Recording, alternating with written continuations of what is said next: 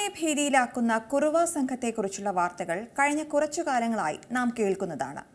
എതിർക്കുന്നവരെ കൊല്ലാൻ പോലും മടിക്കാത്തവർ, CCTVയെ കാര്യമാക്കാതെ ഇരുട്ടിന്റെ മറവിൽ സഞ്ചരിക്കുന്നവർ, ഇവർ എന്നൊരു പേടി സ്വപ്നം തന്നെയാണ്. എന്താണ് കുറുവ സംഘം? എന്തുകൊണ്ടാണ് നാട്ടുകാർക്ക് ഇവർ പേടി സ്വപ്നമാകുന്നതെന്ന് നോക്കാം. മോഷണം കുലത്തൊഴിലായി സ്വീകരിച്ച ഒരു സംഘം ആളുകളാണ് കുറുവ സംഘം എന്ന് അറിയപ്പെടുന്നത്.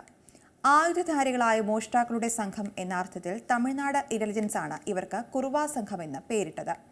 ഇവർ മോഷണത്തിനെത്തുന്നത് ഇരുമ്പ് കമ്പി പോലെയുള്ള ആയുധങ്ങളുമായാണ്. മോഷണത്തിനായി എത്തുന്ന വീടുകളിൽ വാതിലിന്റെ കുറ്റിയെടുക്കാനും മറ്റും എതിർപ്പുണ്ടായാൽ അവരെ ആക്രമിക്കാനാണ് ഇത്. തമിഴ്നാട്ടിലെ തിരുച്ചിറപ്പള്ളിക്കടുത്ത് റാംജി നഗർ എന്നൊരു ഗ്രാമമാണ് ആദ്യകാലങ്ങളിൽ തിരുട്ട് ഗ്രാമമായി അറിയപ്പെട്ടിരുന്നത്. ഇവിടെയുള്ളവരായിരുന്നു ആദ്യത്തെ കുറുവ സംഘം എന്നറിയപ്പെട്ടിരുന്നത്.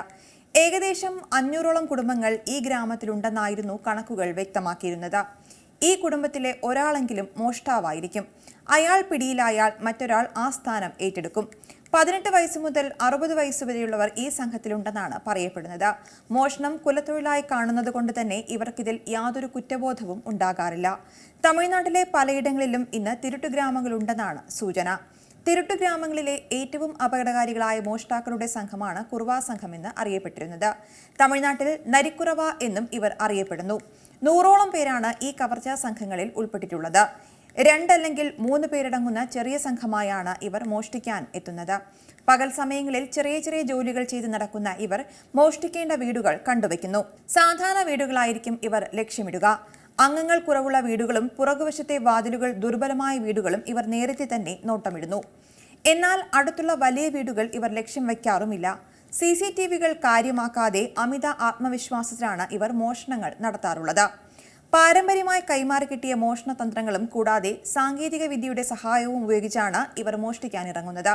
വലിയ രീതിയിൽ വിദ്യാഭ്യാസമില്ലെങ്കിലും പോലും സാങ്കേതിക വിദ്യയിൽ അഗ്രഗണ്യരാണ് ഇവർ. മോഷണത്തിനായി ഇവരുടെ കയ്യിൽ ചില പൊടിക്കൈകളും ഉപയോഗിക്കാറുണ്ട്. ആയുധങ്ങളുമായി എത്തുന്ന സംഘം അർദ്ധനഗ്നരായി ദേഹമാകെ എണ്ണയും കരിയും തേക്കുന്നു. പിടിക്കപ്പെടുമെന്നുറപ്പായാൽ കൊല്ലാൻ പോലും മടിക്കില്ല. അടുക്കള ഭാഗത്തെ വാതിൽ തകർത്ത് അകത്തു കയറുന്നതാണ് ഇവരുടെ പ്രധാന രീതി. കുട്ടികൾ കരയുന്ന ശബ്ദമുണ്ടാക്കിയും ടാപ്പ് തുറന്നുവിട്ടും വീട്ടുകാരെ പുറത്തേക്കിറക്കാൻ ശ്രമിക്കും. അവരെ ആക്രമിച്ച് വീടിനുള്ളിൽ കയറി മോഷണം നടത്തും.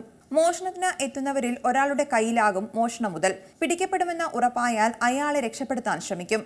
മോഷണശേഷം തിരികെ ഇവർ തിരുട്ടു ഗ്രാമങ്ങളിലേക്ക് മടങ്ങുന്നു. പ്രശ്നമുണ്ടായാൽ നാട്ടിലേക്ക് തിരിച്ചുപോകാൻ സൗകര്യത്തിനായി റെയിൽവേ സ്റ്റേഷന് അടുത്തായാകും സാധാരണയായി ഇവർ താമസിക്കുക. സ്ഥിരമായ മേൽവിലാസമോ താമസ സൗകര്യമോ കുറുവ സംഘങ്ങൾക്ക് ഉണ്ടാകാറില്ല. ഇവരുടെ പ്രധാന കേന്ദ്രങ്ങൾ തഞ്ചാവൂർ, കമ്പം, കോയമ്പത്തൂർ, മധുര, ബോഡിനായ്ക്കന്നൂർ എന്നിവിടങ്ങളാണ്. ഏറ്റവും പുതിയ വാർത്തകളും വിശേഷങ്ങളും വിരൽ തുമ്പിലറിയാൻ Zee മലയാളം ന്യൂസ് എല്ലാ ഡിജിറ്റൽ പ്ലാറ്റ്ഫോമുകളിലും ലഭ്യം.